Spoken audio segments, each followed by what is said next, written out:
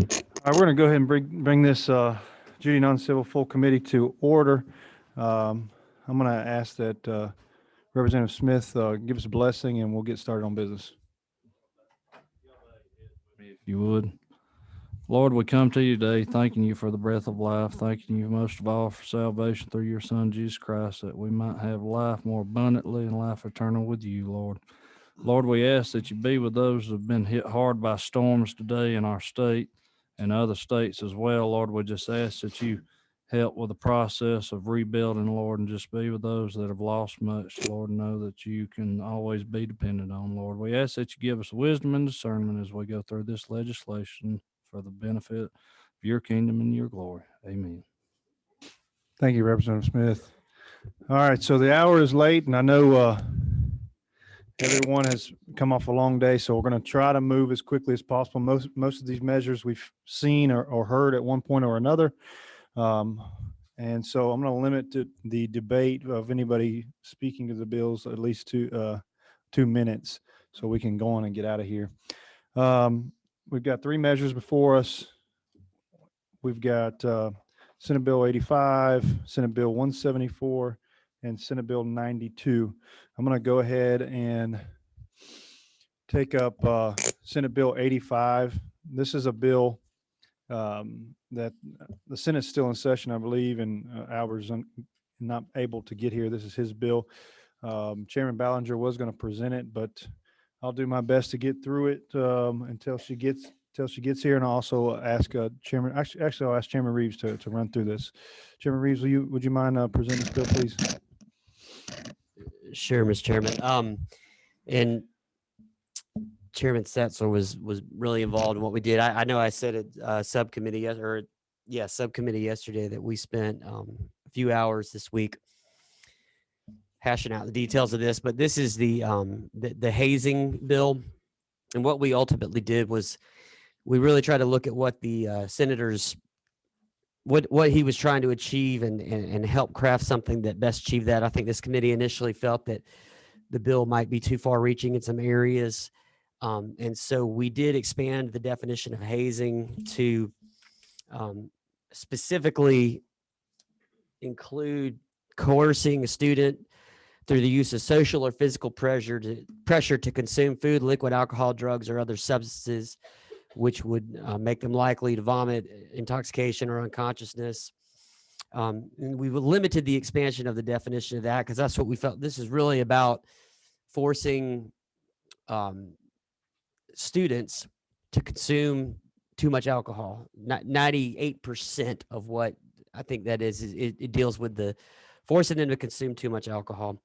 And then in Section 3, we kind of honed in on the concept of the reporting of this. And what Section 3 does, it as the original bill called for, it has the if a school adjudicates a fraternity or sorority or any student organization guilty of a hazing incident, then they'll be required to post those notices on their website or in some form, so that parents whose children go to these schools and potentially look at joining a certain organization have the option or have the opportunity to look and see if those organizations have been involved in hazing type events, if they've been adjudicated.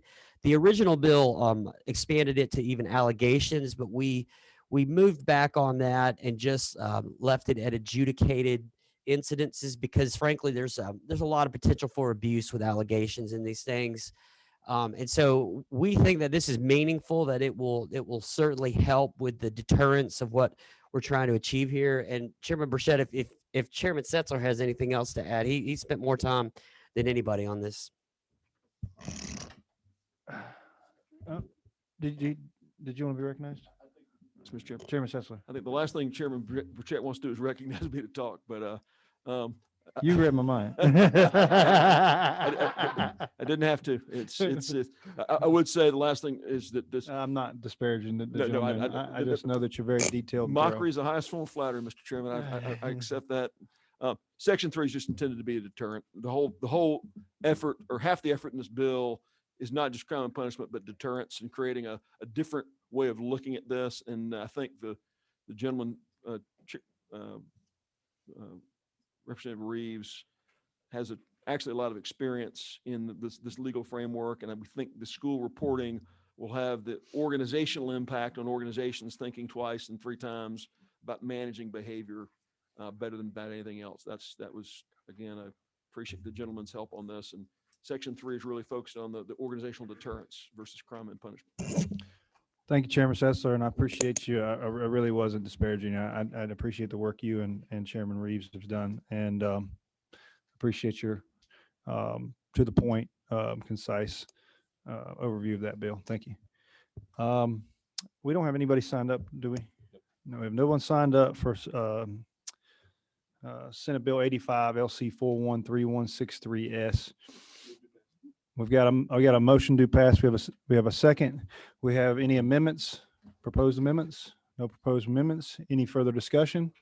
If not, then I'm going to call the question for Senate Bill 85 LC 413163S. All those in favor of this measure signify by saying aye. Aye. Any opposed?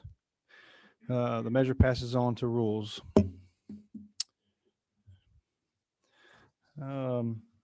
The second bill here is Senate Bill 92. This was a bill that the language was taken out of. This was the Dex bill.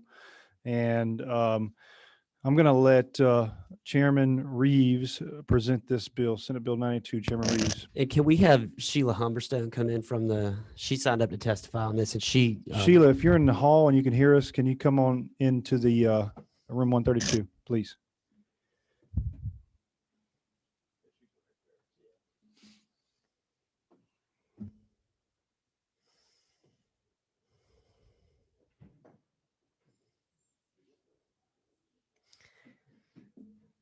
What was the original House bill number on this?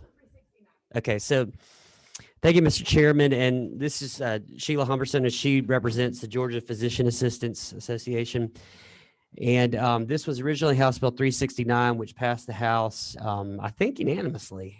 12 no votes. Okay, so there were a few no's. But what this bill, I'm not carrying this bill. I didn't sponsor it, but I am very familiar with it.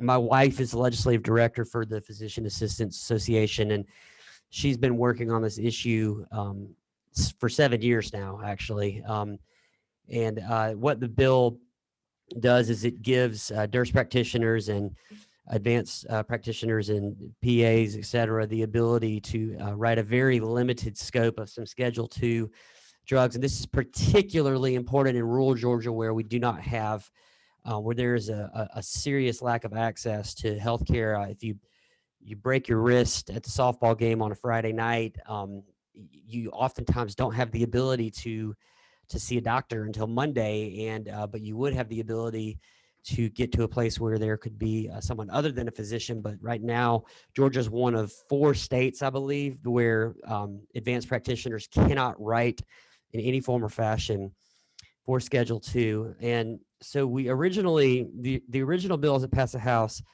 had where they could write a 5-day prescription. What happened to the bill? Yeah, the bill was heard sort of yesterday in Senate Health, and it was gutted. It was altered to the point where it's just untenable. It actually would be more of a burden to for any medical practice to do what they were seeking to do. So what we're doing is we've made 2 changes that in good faith of trying to recognize the concerns that the Senate may have. We've changed, instead of a 5-day prescription, it's been changed to 3 days. And then Ms. Humberstone, if you want to talk about the other change, you might want to get your mic. Thank you. Oh, Sheila yeah. Humberstone again with Stonebridge Consulting. I'm here on behalf of the Georgia Association of Physician Assistants. We did make a couple of changes based on what we believe we heard in a Senate committee hearing yesterday, and that was that 5 days may be a little bit excessive, that if it's an emergency situation, particularly thinking of it being at an urgent care facility without a doctor on site on a Friday, just making sure somebody had enough pain medicine to get them over the weekend. So we changed it to 3-day supply. And so just from a structure of the bill, I don't know how familiar you are with it, but there's a section for APRNs and a section for PAs. So you'll see that change reflected in both sections. Is that line 164? It at 162 is the 3-day supply, if I'm looking at the right version. 3-day That's supply on it. line 162. And then while we're on that page, you'll also see originally we had 1 hour of continuing education every 2 years, and we've changed that to annually.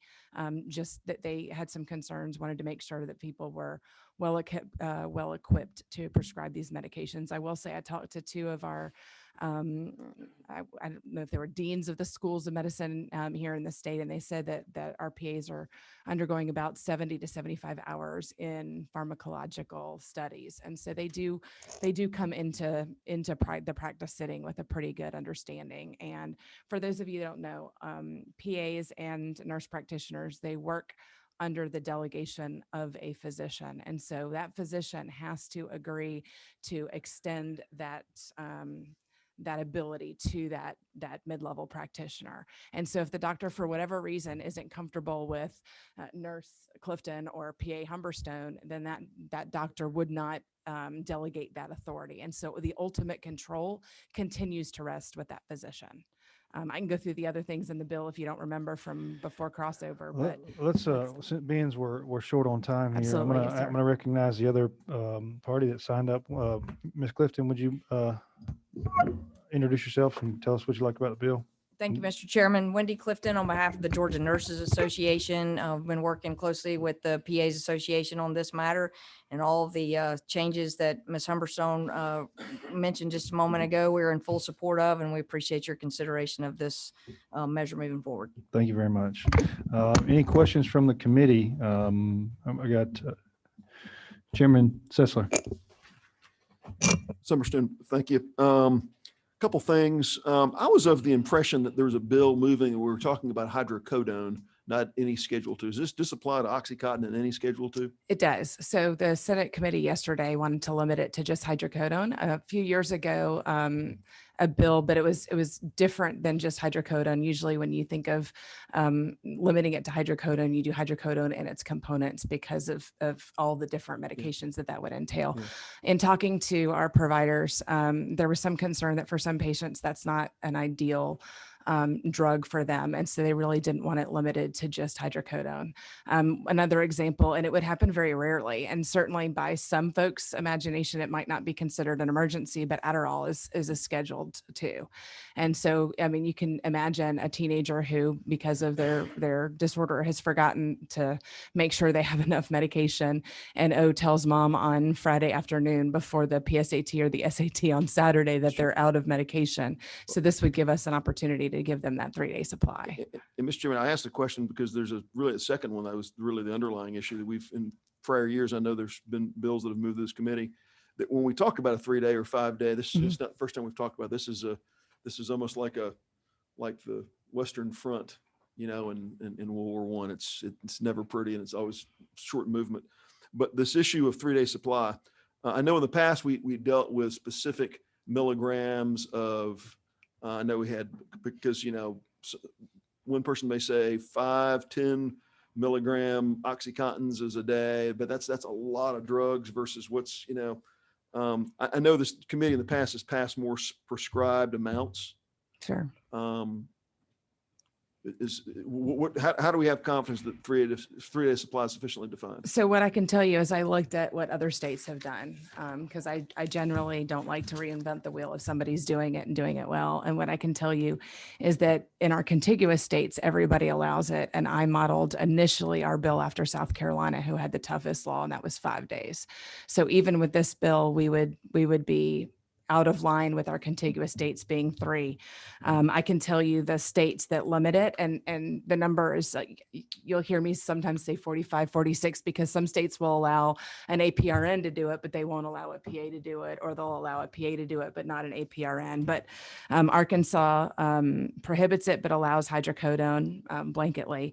Georgia has a blanket prohibition. Kentucky allows APRNs to do Schedule 2s, all of them, but prohibits PAs. Louisiana allows PAs, but prohibits APRNs. Missouri prohibits but allows hydrocodone. Oklahoma limits APRNs but allows PAs on all of the Schedule IIs. Texas prohibits, but they allow it in hospitals and hospices. And West Virginia is the only other one that just flat prohibits it. So, certainly those are points of contention. I mean, points to consider. But I always like to leave it up to the clinical practitioner to make the determination about what the right dosage is in the right I'm just situation. concerned, Mr. Chairman, with telemedicine, that we've got a great ability to broadcast and connect people that couldn't be connected in the past. Sure. I'm a moderate on this issue. I'm not an absolutist, but I'm a moderate. Telemedicine has allowed a great broadcasting of a doctor's prescriptive ability face-to-face and interviewing people that, I'm hesitant without this being more defined, but I appreciate the discussion. Thank you, Mr. Chairman. Which committee did the underlying bill go through initially? Regulated industries. Regulated industry. It did. Did you guys debate it thoroughly? Yeah. I Okay. would say so. Chair- Go ahead, Wendy. I was just going to offer a point of clarification for Chairman Sessler's question. If you'll look at line 161, there's another limiting factor, and it's That's the right. prescription drug order is limited to a single prescription. It's a pretty much, a certainty somebody's not going to get hooked on 3 days worth of hydrocodone or Oxycontin or whatever. That's the whole point here, is to try to make it very limited, but to be able to help, especially in rural Georgia, where we do not have doctors. We know at doctors' offices where a doctor has 3 or 4 offices in 3 or 4 counties, they leave an APRN or a PA running those offices. The mom comes in at 4 o'clock on a Friday afternoon and she's just trying to get through the weekend. And that was really our intent. It wasn't intended to be any more than that. I hope that gives you a little bit of comfort.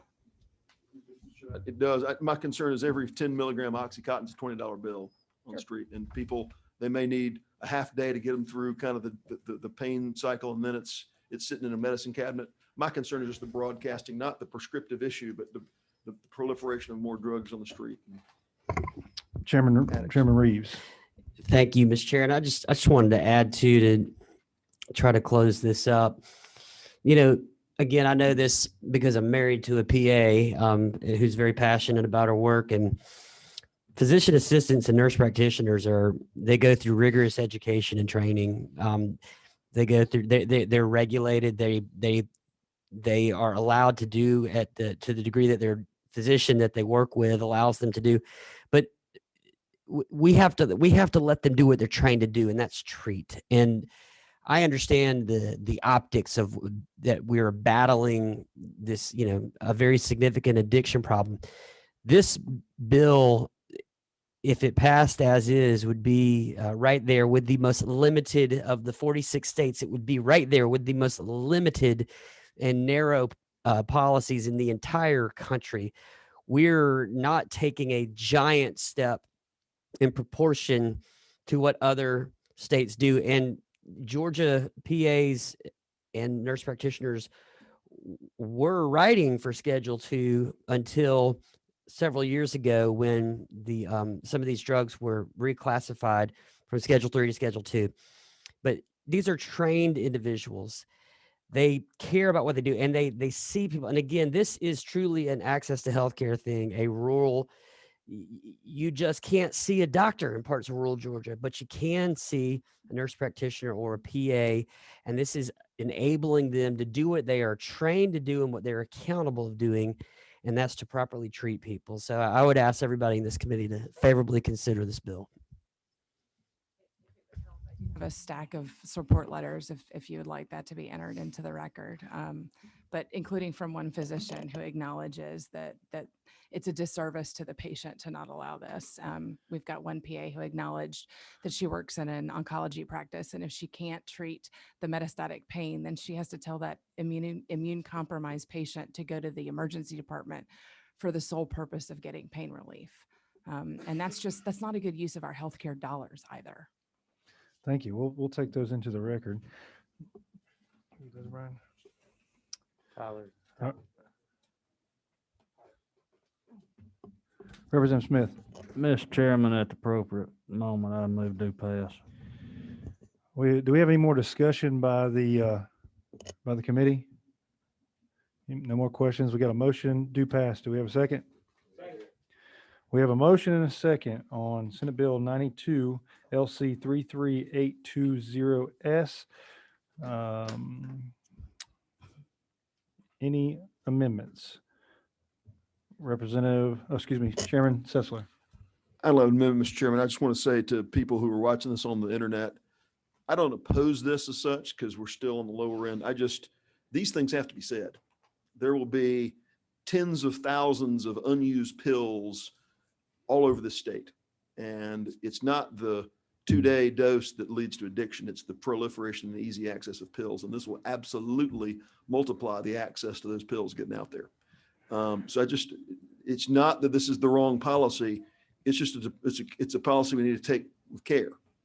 And these things have been more defined in the past. So I'm not voting against this bill, but people need to understand this committee needs to be circumspect about these things as we try to be. And I just think the public needs to understand this is not as simple as it might seem on the surface. I recognize what the chairman is pointing out, but I'd also say that if the doctor was there, he'd be able to prescribe 30 days worth of pain medicine if necessary. So this is as I see it, a narrowly tailored, limited scope. So as to allow for my constituents that go to an urgent care on Friday. I'm sensitive to what the chairman points out because I think we do already have an issue with our opioids in this country and in this state. But I think this is a common sense piece of legislation that's going to help move the needle forward. Representative Mclaren. Thanks, Mr. Chair. Yeah, I very rarely have a personal story that's right on point, and this one is not exactly, but it's not really an access issue. But I've been to the ER for a 3-day supply of hydrocodone before when I herniated a disc, and I cannot tell you what it would have meant if I did not have access to that drug for those 3 days. They're some of the most excruciating days of my life, and never developed an addiction or anything like that. But God, was I lucky that the ER that I went to had it. It was one-time usage, made all the difference. So I don't know. From my perspective, that's the kind of need that's going through my head when I'm thinking about a weekend and what that means. Yeah, and thank you for that, Representative McLaurin. And that reminded me of a time, same issue. I'm sitting with my newborn child with my legs spread out. He's sitting in between my legs, and I leaned down and I herniated a disc, same as you, and immediately had to go to urgent care. And I did get some medicine, and I didn't get addicted, but I am still sensitive to what you said, Chairman.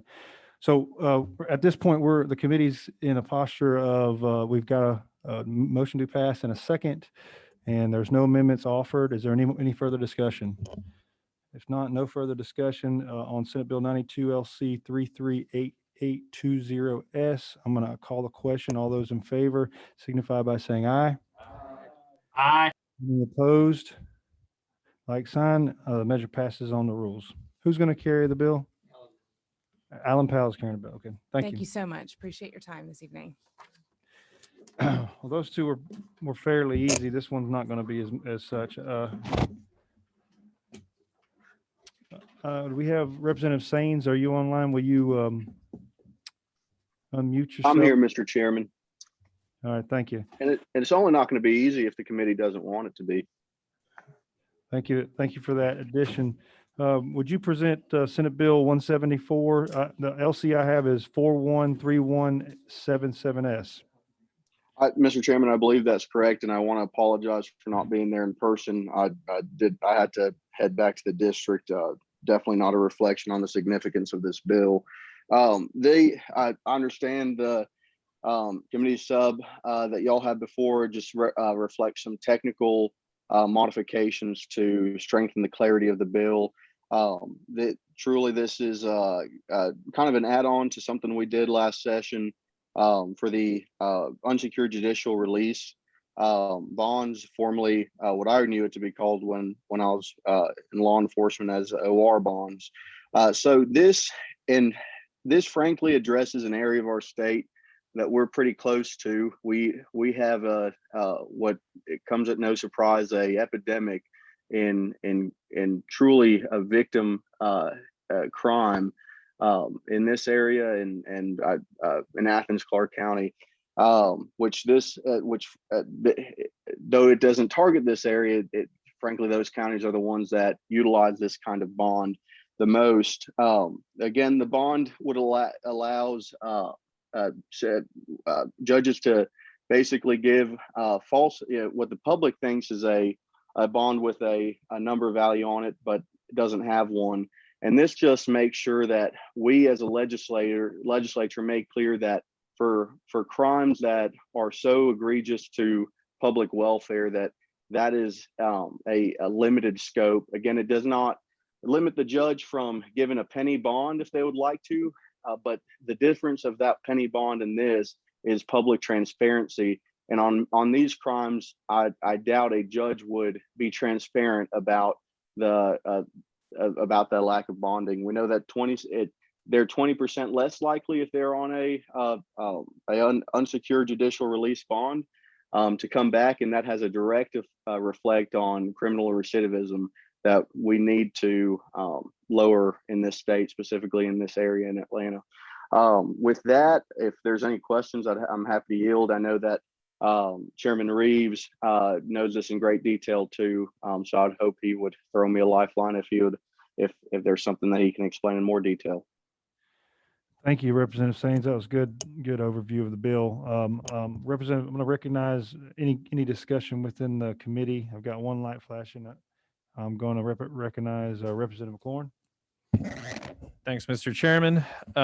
We don't want to be here very long, and we sort of threw our punches in sub, so I'm not going to spend a whole lot of time on this. But the one thing I want to make sure that I say to Chairman Sessler that he hears, so that we can tee up whatever floor debate we want to do on this, is that I believe that with this bill and moving in a further direction on the same project that we embarked on before, which is to create these bail restricted offenses, to create a new category of unsecured judicial release on the lenient end, and the secured bond on the other end, and to take out the middle option of a bond that's not secured, right, a financial bond, that this conversation has become about cash bail. I think I respected the chairman and his suggestion last term that we should limit our discussion of the bill to the merits of the bill and not take on the idea of cash bail as a whole.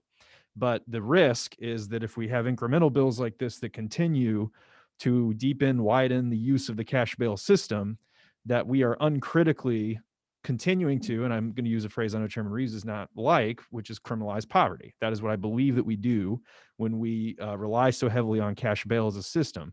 It is orthogonal, to use my favorite fancy word. It's at cross skew lines with the idea of public safety to impose financial conditions on release. The premise here, and the reason why cash bail as a project is under attack nationally as a means of trying to achieve public safety, is because whether one person can pay to get out versus not does not determine whether that person is less of a risk. It just means they have more money. And the two variables that are supposed to matter in bail determinations are you a flight risk? Are you going to reoffend? Those two questions are within the discretion of a judge to decide, and how much money is in their pocketbook just shouldn't be relevant. So this is a cash bail bill. We are going to oppose it on the floor as such. I appreciate everybody's time and sort of, rehearsing this argument again. But that's where we are, and that's what we're looking forward to. Thank you, Mr. Chairman. Well, this is how, when you're preparing for a debate, or if you're preparing to give opening statements, this is how you perfect your argument. So I appreciate you going through that again, Representative McLaurin. Chairman Reeves. Thank you. And I guess I agree with you, Representative McLaurin, that we debated this fully yesterday. And, just for the record, since we're in full committee and for the archives, I know that we disagree on a lot of things, and we argue about a lot of things. And I know this is one of them. I see this very differently. I mean, the concept of criminalizing poverty, that there's absolutely nothing in this that prevents a judge from setting, as I said yesterday, a $1 bond for someone. It is just simply allowing, it's bringing transparency and accountability to judges, that when a person has a $5,000 bond, but then they're released on an OR bond by the judge, it's just bringing transparency to that. Look at the offenses that are being added. Frankly, I'm surprised burglary wasn't on it last year. would have thought we would have put that on there last year. Burglary is a very serious offense. Entering an automobile is one of the, there's and in Cobb County, I know that the statistics of entering an auto and thefts from inside cars has been something that it's a very serial type criminal activity. There's people, go on sprees of that. There's a lot of repeat offense on that. And we've done a lot of bipartisan work this session on the concept of stalking and family violence. And those are things that we've joined in a bipartisan fashion on, and adding those to this list of offense where we're just requiring a little bit more transparency from the judge. I don't see the harm in this, and I just don't think it's that big of a deal. I'm surprised that it causes the emotion that it does, because again, there's nothing stopping a judge from giving somebody a $1 bond. Thank you, Chairman Reeves. Chairman Sessler. Coming to you next, Bodie. Thank you, Mr. Chairman.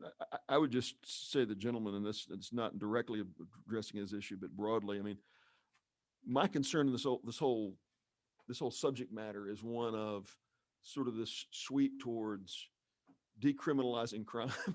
I mean, when you think about, you've got municipalities that are saying, we're going to write the equivalent of speeding tickets for shoplifting. That you get caught stealing a couple $40 pair of jeans from a store shoved in a bag, and you're caught by the loss prevention officer. The cop comes, they write you a ticket. I've got a concern about this broader question of decriminalizing crime. I mean, I'm a believer we need to do more with misdemeanors. We need to make misdemeanors great again, so that people actually do time for misdemeanors. So everything that doesn't have to become a doggone felony. This legislature in the last 10 years of criminal justice reform has essentially gotten to a place where if we think it's a real crime, we make it a felony. And that bothers me. There's a deprivation of rights. You can't vote. You can't get a job. You can't carry a firearm because everything has to become a felony. I believe if we're in a circumstance, broadly speaking, where we actually prosecute lower level crime as a crime, not catch and release with a ticket, or in this case, what I believe is part of the continuum of an OR bond, I believe we can have a broader recognition of lawfulness. So I don't disagree with the gentleman's, what he said in general about this idea of this incongruity of people's ability to pay being an issue. It's a liberty issue for me. I agree at some level with that. My concern, Mr. Chairman, I'll conclude with this, is this. What we're seeing is things move in the direction of OR bonds, and we're just catching and releasing, and then it becomes an issue of resources. And why do you got to take the guy to the station? They're just going to be released anyway. Why do we even need to book them? Isn't it just better to write them a ticket? There's a dangerous continuum I see emerging, and OR bonds to me are part of that pathway to a very bad place. So I think we should prosecute petty crime more aggressively, so we don't have to really crush people on the felony side as much as we do. And I'm concerned how this moves us back and forth on the continuum.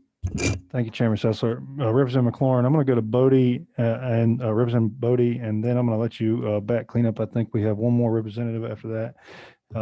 Representative Bodie. Yeah, thank you so much, Mr. Chair. And again, as my dear friend and colleague in our caucus, Democratic caucus, Representative Mclaren stated earlier, I'm just trying to respectfully figure out why we here again. I know we debated this issue last session, I believe, or the session before when it passed on the House floor. But do we have data, statistics that states that if I, as the judge, grant you a $1 bail bond, that's going to mean that you're not going to commit any crimes, or you're not going to, or you're going to come to court? Like, the whole purpose for a bail bond is to ensure that the accused does not commit any further crimes, and that the accused come to each and every court appearance, period. The person has not been convicted of any crimes at that point. They still have the presumption of innocence. So I'm just trying to figure out again, how do we get here? So that's all I have to say, Mr. Chair. Thank you, Representative Bodie. Reverend Smith, did you want to speak? No? Okay, he's waving. Chairman Reeves. And Representative Bodie, thank you. And to answer your question directly, how do we get here? Because judges in Atlanta and Athens and some other places continually release people on OR bonds that have tremendously long criminal records and history of committing these type of crimes that we're seeing here. But because they have a bond listed by their name and they give them an OR bond, to the public, it appears that the person was released after paying a $5,000 bond, when the truth is that they just walked out of the jail without putting up any collateral. That's why we're here. If a judge wants to let somebody out and they believe that person should walk out without having to put up any collateral, then give them a $1 bond, and then they have to own it. They have to own it, and they can't hide behind, well, there was a $5,000 bond. And, you know, this is about accountability and having a judge own their decisions. They are elected and they are accountable. And if they catch and release, if they continue to release people that then are going and doing the same crimes and creating more and more victims, then the public ought to be able to know about that. They ought to know. That's why we're here. Representative Bodie, go ahead. Okay, and complete, you know, I have nothing but the utmost respect for Vice Chair and floor leader.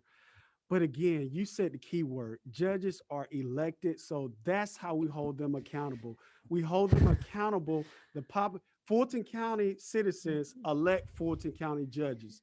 So therefore, those judges are accountable to their electorate, to the constituents. But if the constituents can't find out, they can't trace information and find out that judges are releasing folks that are then immediately upon release engaging in criminal conduct again, if they can't ascertain that information, then they're not, they don't have the ability to be informed. And that's the problem with the way that it was a mirage.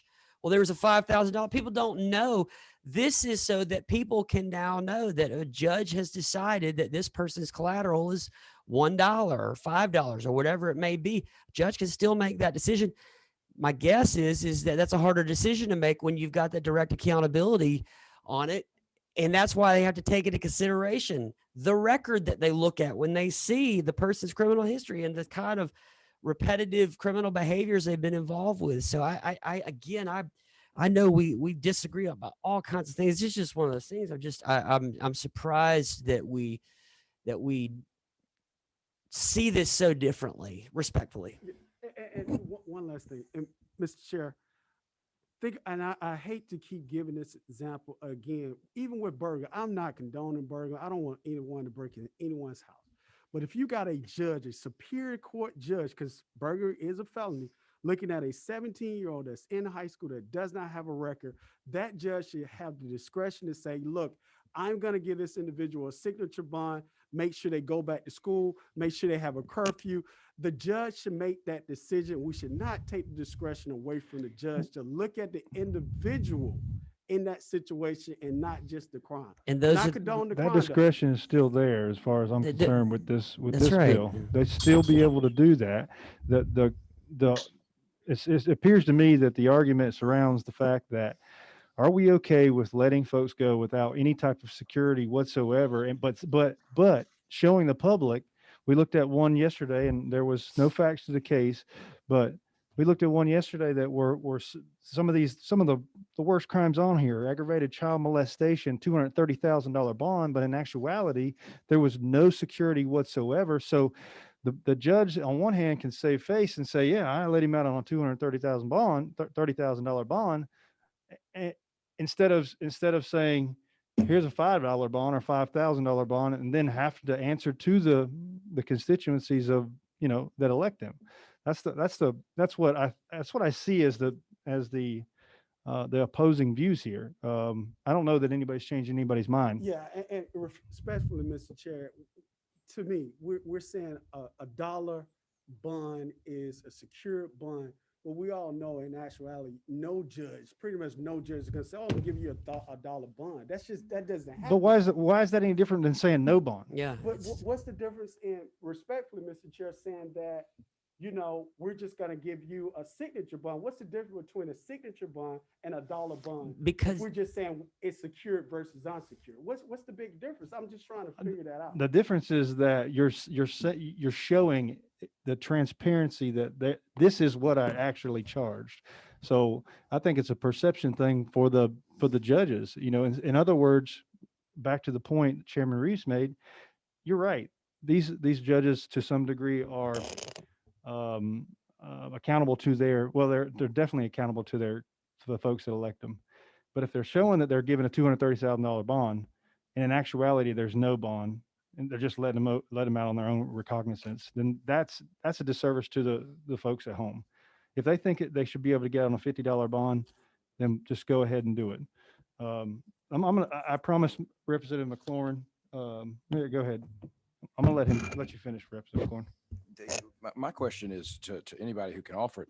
In these jurisdictions that are doing the signature bonds, how many of the offenders are showing back up? Because the reports we're seeing is that there's a 70% increase in failure to appear. I've got a jurisdiction, a police department that I met with the other night. Was doing a raid at a local shopping center or a stakeout, whatever you call it. That morning, arrested and took into custody an individual for shoplifting because there was such a high volume of theft going on.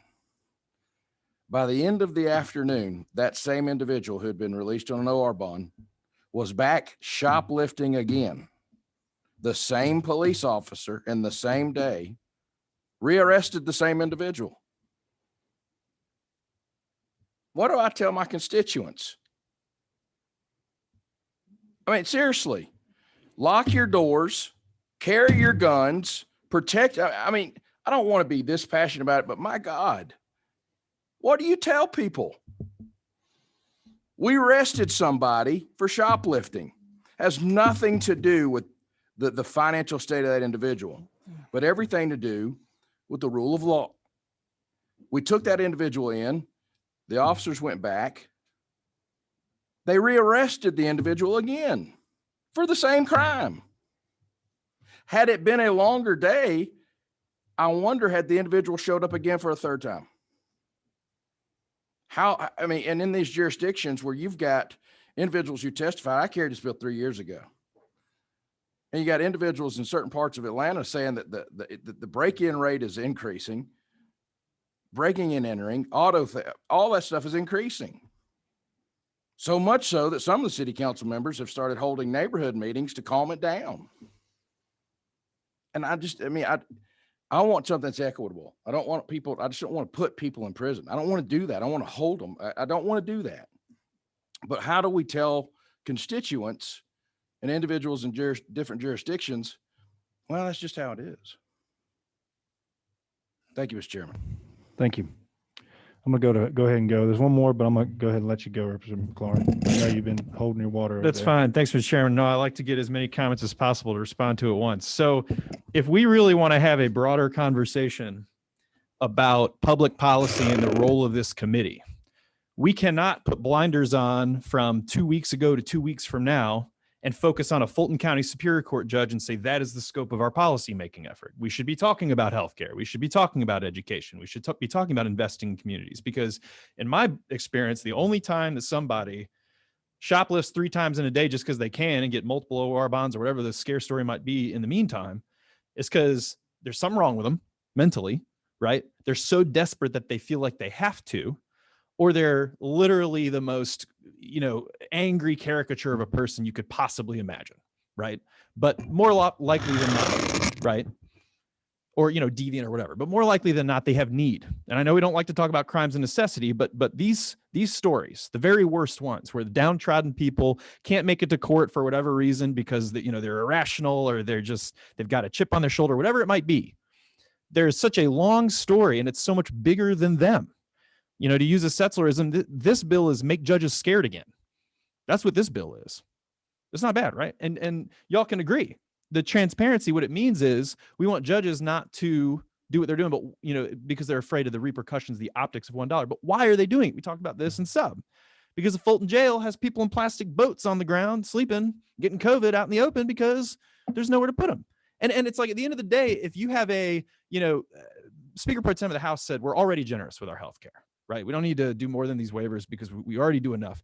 At some point, if you put a ceiling on what government's willing to do to make life livable for a certain group of people, then the result is that you get what you want. Our sheriff, our Democratic elected sheriff of Fulton County, new guy, he's going to do what y'all want, which is build a new jail, right? He wants to invest tens, hundreds of millions of dollars to make new space to solve social problems. Because right now we're at a breaking point. Punishing judges, which by the way, I said in sub, Chairman Barry Fleming admitted was the point, right? David Dreyer, Bill gets dropped in Judy. He's trying to flip through the pages. He's like, no judge is ever going to give a $1 bond. Barry Fleming, from where Chairman Burchett's sitting, said, that's the point. That's the point. And even if that number goes up to 500, you're at this like gray area, the donut hole where the bail bond company can't cover you because it's too small, but maybe 500 is too much liquid for somebody, right? So when we say, are we criminalizing poverty? Yes or no? You just look at the difference between somebody who can pay and someone who can't. And then you ask yourself, with all of these problems bubbling up that come from so many different sources, for us to narrowly focus and say, well, what are we going to do? What do we tell constituents when this problem happens over and over and over again? Tell them that we need a fundamentally different philosophy for how to live as a community. And that's maybe too big an answer for this committee or this term. But at the end of the day, if our response to social problems is to take the one hammer we have, we're a gas truck and we show up to a fire and all we do is gasoline. We just pump gasoline and the house is on fire and we say, well, what else am I supposed to do? I'm a gas truck. We'll just shower gas on this fire. That's the only thing I know how to do. But that's the equivalent of what this policymaking approach is, because we're saying we got one hammer, we got one button. This is a social problem. It's too big for this discussion. So let's just hit harder. Thank you, Representative McLaurin. I appreciate your point of view. Representative Lopez. You wave?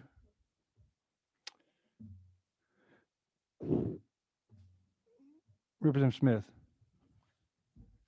Mr. Chairman, at appropriate time, I move do pass. I got one more. Mr. Chairman. Chairman Sessler. I'll keep it brief, Mr. Chairman. I will say to Mr. Representative McLaurin, to your point, we do as public policymakers own the incentives that we set up. I mean, everything we do is not a behavior influencing thing. I mean, we could all debate whether, stiffer sentences impact crime or not. That's not going to be solved around this table. But we do have to recognize we own the incentive systems that we set up. Criminal justice reform creates an incentive system where the relative cost of committing a crime has gone down by virtue of criminal justice reform, right or wrong. We have to recognize the cost to being a criminal it's less painful than it used to be. Maybe it's good, maybe it's bad, but we think about these incentives. I think we have to own the incentives we set up. And if we lower the bar and make it easier for people to do what Representative Gravely talked about, it's anecdotal to be sure. He didn't try to represent it to be more, but we do have to understand we set up incentives for judges to let folks go on OR bonds, but it's reflected in a different way. We failed the truth in advertising test. There's not the means of a voter, to the extent a voter cares about how their Superior Court judge handles or state court judge handles bail bond. That's a separate question. But we fail the truth in advertising test. You've heard me say before, let's first seek clarity, then we can work towards agreement. And let's at least be clear about this. And I think that's what Representative Reeves and the gentleman, Representative Saines with this is trying to do is what incentives are we creating? And are we creating incentives to look one way, but we're doing another? I think if we create incentives for someone to shoplift, be arrested, be released, and re-shoplift again that day, through whatever means we use, there's lots of tools we have. It's not just a hammer. There's lots of things we can do. We have created incentives. It's not the public's fault. It's not the person who got their car broken into. It's not their fault. When you study the system here, it's not, you can talk about the parents, you can do all those folks. One thing we've done, though, it's very clear, if we have set incentives to be able to commit 2 shopliftings in a day to make it easy for people, we are accountable for that. We can't solve it all, but we can address that. And we are called to do a good job of that which we can influence and those incentives that we do set up. And I do think we're called to create incentives that are not just philosophical. I can be a philosophical person, but we also have to think about the practice, what's the real consequence of it is going to be. And I'm concerned, as Representative Reeves has shared, we've created an incentive to make it easy to commit 2 crimes in a day because the system has become so smooth and so greased and so efficient, and just letting folks, booking them, getting them out again so they can offend again. We have to understand we own that as policymakers. And I do think this is a small step in the right direction. Thank you, Chairman Sessler. With that, I'm gonna ask for a motion on this measure. We've Mr. litigated Chairman. this thing. I've taken the point from both sides here. It's the opinion of the chair that we are a state of laws, and if you don't abide by the law, then there is a consequence. And here, in this measure here, I don't think if you commit rape or aggravated child molestation that you should just go free and sign your name on a piece of paper. So appropriate time. Now's appropriate time for a motion. Move to Make pass. motion to pass. We got a motion and a second to pass. So we have any proposed amendments? Recognizing Chairman Sessler. I'd like to ask the sponsor of the bill, which gas station along I-75 he's currently parked at before we vote. Well, can you hear me? Yes, sir. Well, to be honest, I was driving, but I don't think I could have accurately did Georgia's hands-free law and taken a mental note of the comments of this. And I know we're busy, and I'll be brief on a quick comment if the chairman's okay with it, less than a minute. Please go. But when there's been a lot of talk on poverty and victims, and we know that census tract-based data shows that the crime rate, the epidemic in this state, disproportionately affects minority communities. When we talk about the necessity of a crime, we should parallel that with a single mother that gets her checkbook stolen off her car and has identity theft that she doesn't have the resources to clear up and can't get a first-time home loan. So again, this is about transparency. There's a reason why I'm able to be at a gas station in the state of Georgia and zoom into this committee. It's because the legislator decided that the citizens of this state deserve to know what we're doing. We are accountable for what we do in this committee. We're asking the same thing for a judge. We're not modifying their discretion. We're not modifying their ability to take into account a individual's possible lack of payment, but we're making it to where those judges can reflect if that is truly what is going to impact their citizens that voted them in there appropriately. Thank you, Representative Sains. So the committee's in a posture of a motion to pass and a second, and there were no proposed amendments. So I'm going to call the question of Senate Bill 174 LC 413177S. All those in favor of the measure passage signify by saying aye. Aye. All those opposed? Is the opinion of the chair the measure passes on the rules? I got one light flashing. Chairman Reeves. Just in case this is the last time that our committee meets before the end of session. It's not. Well, then I will reserve my.